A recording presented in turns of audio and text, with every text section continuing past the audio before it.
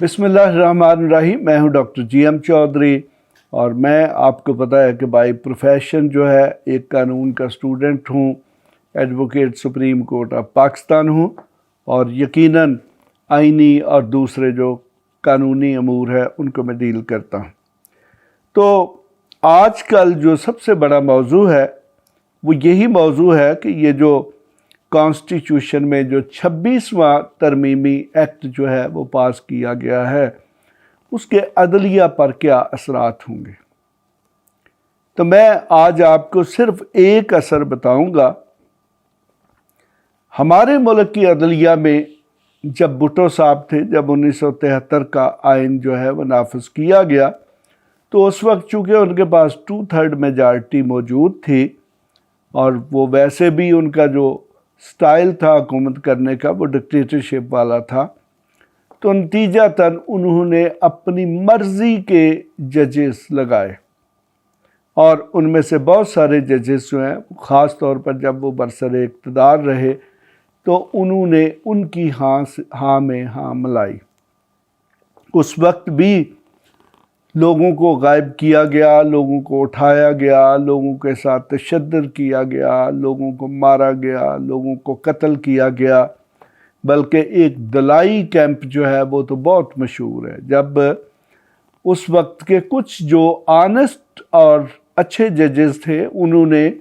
آئینی اختیارات استعمال کرتے ہوئے وہ لوگ جن کو اٹھایا گیا تھا، جو بھٹو صاحب کے سیاسی مخالفین تھے، ان کے پروڈکشن کے، ان کو پیش کرنے کے عدالتوں میں احکام جاری کیے، تو پھر ان لوگوں کو وہاں سے پنجاب سے اٹھا کر یا متعلقہ ہائی کورٹ کا جو دائرہ اختیار تھا اس سے اٹھا کر کشمیر میں ایک دلائی کیمپ بنایا گیا اور ان سب کو وہاں پہ قید کر دیا گیا تاکہ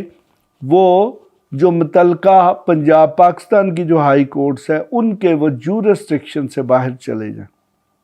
نتیجتاً اس دلائی کیمپ میں بھٹو صاحب کے جتنے سیاسی مخالفین تھے ان کے ساتھ بہت زیادتیاں کی گئی، اور پھر بعد میں بھٹو صاحب کی جو پھانسی ہے اس کو انشور کرنے کے لیے اور اس کو ایکسپیڈائٹ کرنے کے لیے وہ لوگ جب ماشاء اللہ لگنے کے بعد قید سے باہر آئے تو پھر ان لوگوں نے ایڑی چوٹی کا زور لگایا کہ اب بھٹو کو بچنا نہیں چاہیے۔ تو آج کی گورنمنٹ جو ہے اس کے لوگوں نے، بڑی دلچسپ بات ہے کہ آج بھٹو صاحب کے جو نواسہ ہیں وہ سب سے زیادہ اس آئینی ترمیم کے حوالے سے سرگرم تھے۔ تو آپ دیکھتے ہیں کہ یہ جو وقت کا پہیہ ہے یہ بلاول بھٹو زرداری کے ساتھ کیا کرتا ہے۔ پوری کی پوری جو جوڈیشری ہے، آج کی عدلیہ ہے، اس کو ان نے ناراض کر لیا ہے، اوفینڈ کر لیا ہے، اس کو کنٹرول کرنے کی کوشش کی ہے پاکستان مسلم لیگ نواز کے ساتھ مل کر۔ اب وہ کنٹرول ہوتی ہے یا نہیں یہ تو وقت بتائے گا، اور پھر ان کنٹرول کرنے والے لیڈروں کے ساتھ کیا ہوگا، کیا ان کا انجام بھی بھٹو صاحب جیسا ہوگا یا پھر یہ اسی دنیا میں عیش کرتے ہوئے نظر آئیں گے۔ ان کے جو جرائم ہیں، ان کی جو کرپشن ہے، ان کے کیسز ٹھیک ہے وقتی طور پہ بند ہو گئے لیکن کیسز کھلنے میں 1 منٹ لگتا ہے۔ کل کو جب کوئی دوسری گورنمنٹ آئے گی تو اسی طرح وہ 10 منٹ میں ایک ایکٹ آف پارلیمنٹ پاس کرے گی اور وہ سارے کے سارے کیسز دوبارہ زندہ ہو جائیں گے۔ تو پھر ان کو پتہ چلے گا کہ پارلیمنٹ کی کیا پاور ہوتی ہے اور پھر ان کے ساتھ کیا ہوتا ہے۔ آج اگر موجودہ حکومت جو ہے، موجودہ پارلیمنٹ جو ہے وہ اختیارات کا غلط استعمال کر رہی ہے تو کل کو آنے والی پارلیمنٹ جو ہے وہ بھی اسی طرح کا جو ڈرامہ ہے اس کو رپیٹ کر سکتی۔ تو موجودہ حکومت نے، میں سمجھتا ہوں کہ ایک بہت بڑا موقع جو ہے وہ گوا دیا ہے کہ وہ بجائے اس کے کہ ایک مضبوط عدلیہ سامنے لے کر آتے، میرٹ بیسڈ، کمپیٹنس بیسڈ اور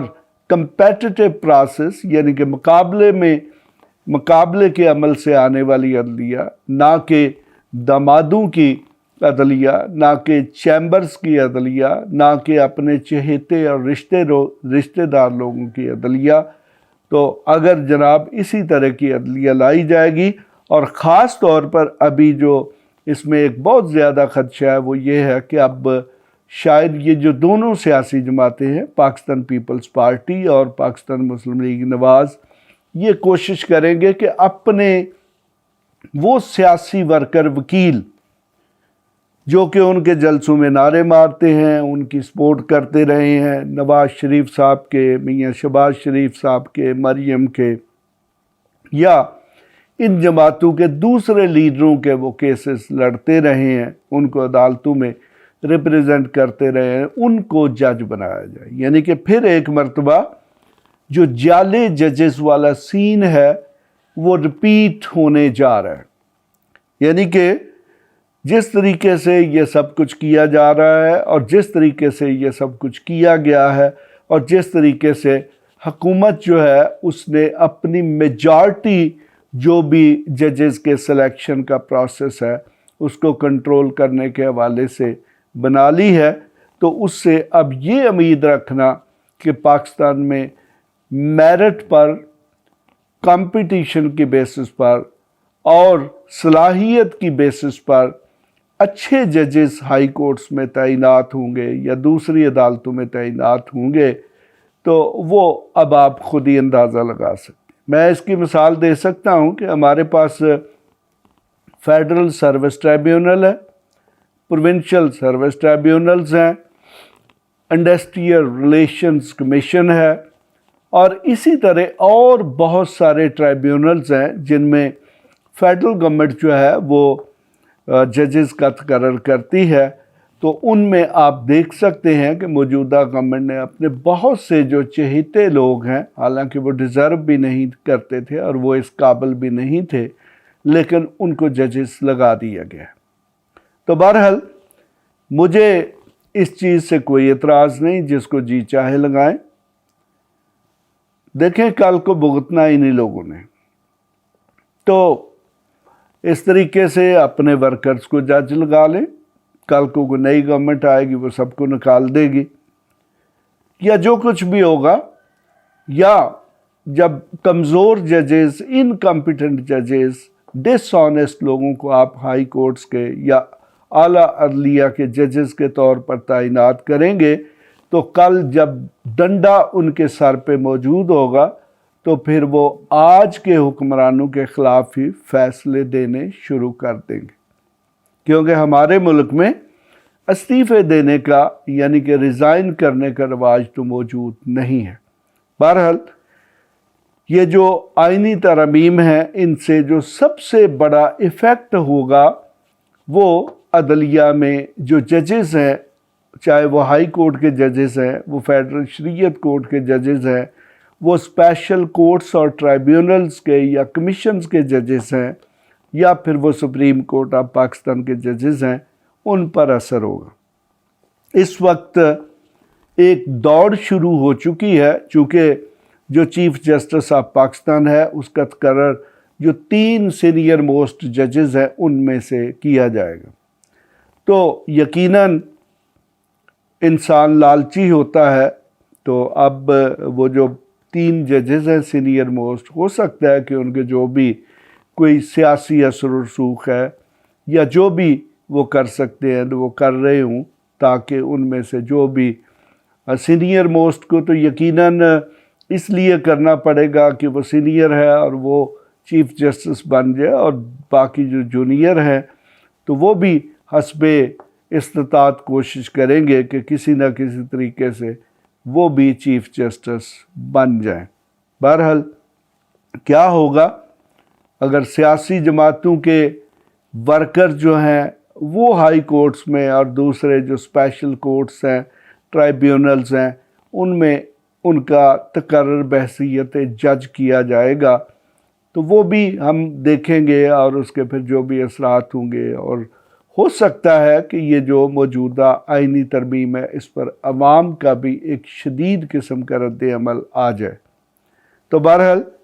جو کچھ بھی ہوگا آنے والے دن بتائیں گے کہ کیا گورنمنٹ جسے اپنی بہت بڑی کامیابی سمجھتی ہے، کیا وہ واقعی ایک بہت بڑی کامیابی ہے یا وہ کچھ اور ہے۔ اس کے ساتھ ہی میں اجازت چاہوں گا۔ خدا حافظ۔ ایسی مزید ویڈیوز دیکھنے کے لیے ہمارے چینل کو سبسکرائب کر لیں اور بیل آئیکن کو آن کر لیں تاکہ آپ کو ہر نئی آنے والی ویڈیو کا نوٹیفیکیشن ملتا رہے۔ اگر آپ کا کوئی بھی سوال ہو تو آپ ہمارے دیے گئے واٹس ایپ نمبر پر رابطہ کر سکتے ہیں یا کمنٹس کر کے اپنے سوال پوچھ سکتے ہیں۔